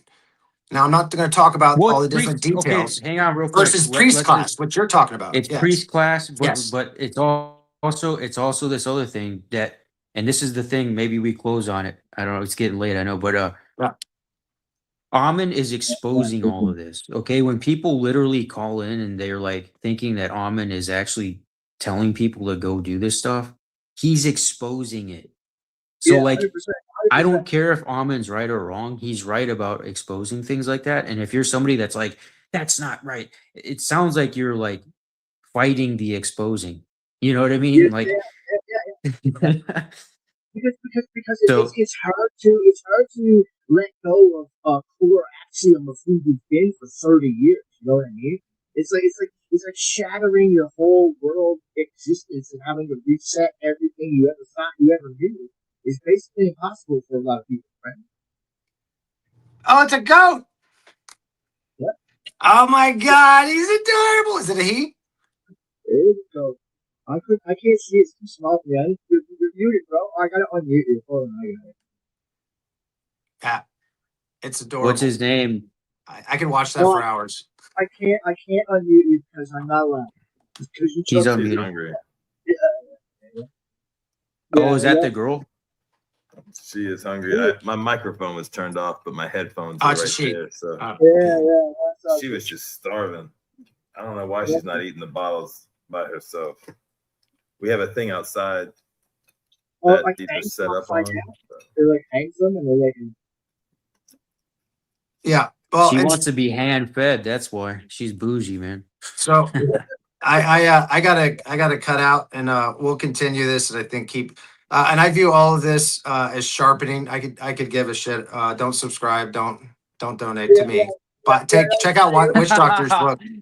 Check out Witch Doctor's book. I like exploring this stuff, and I look forward to sharpening all of this stuff. And every time I talk to you guys, I get to talk to people who are interested in it. It makes me get a little bit more interested in like ways I can push it and stuff. And kind of the direction that I'm coming at it because of understanding what, for me anyway, how I was taught by Ula and other people about what filmmaking actually is. That it is an actual magic trick. That it is a magic thing that humans are able to engage with, and it is a very, very influential art form. And it's, but also an amazing thing that you can get a group of people to, you can evoke an experience, a cathartic experience inside of people and have them be connected to something they otherwise aren't fully connected to. So it might inspire them to look at it differently and go connect to it in reality and understand it better. And that's really powerful. And I'm just convinced that the more that, we look at the images like on film, that symbols are the same thing, including our letters and stuff. And they prime us and they hit our physiology in certain ways and they do certain things. And there's people that understood it better. And then there's the people that really understood the allegory, the tool of the allegory in Plato's cave. And they decided to engineer their own Plato's cave. Yeah, And that's what we're kind of coming at. We're still kind of in it. We don't realize it. And yeah, it was a very big move. They told everybody they're in Plato's cave and then they made another one that they engineered themselves and they're ruling in it. So yeah, yeah, yeah. the upside down. That's great chat, my friend. That was good. So Thanks, guys. yeah, man. Witch Doctor, you there? I'm back. Sorry, I had to take the goat outside. My bad. Yeah, Okay. I think we're ready to close out the evening. Oh, cool. Yeah, sorry. I had the baby crying, and then that goat wouldn't shut up. So Yeah, I For don't some, think I have a When's the thing next set book up. out, man? When's your next book coming out? Oh, the hard copy of Antonius I'm gonna release soon. Nice. So you can't order that one. It's just Kindle. But yeah, no, and we'll talk more next time about some of the stuff that I want to put in the sequel to Secundus and stuff, but I haven't really started writing it yet. She's still crying out there. God, she's Yeah. killing me, bro. Dude, I can't wait to get a goat. Yeah. Well, yeah, we can sign off, y'all. Ain't a big deal. Y'all all say something real quick. Or... Yeah, Hey. kind of. I'm good. Okay. Cool. Yeah. All right, man. X-Force.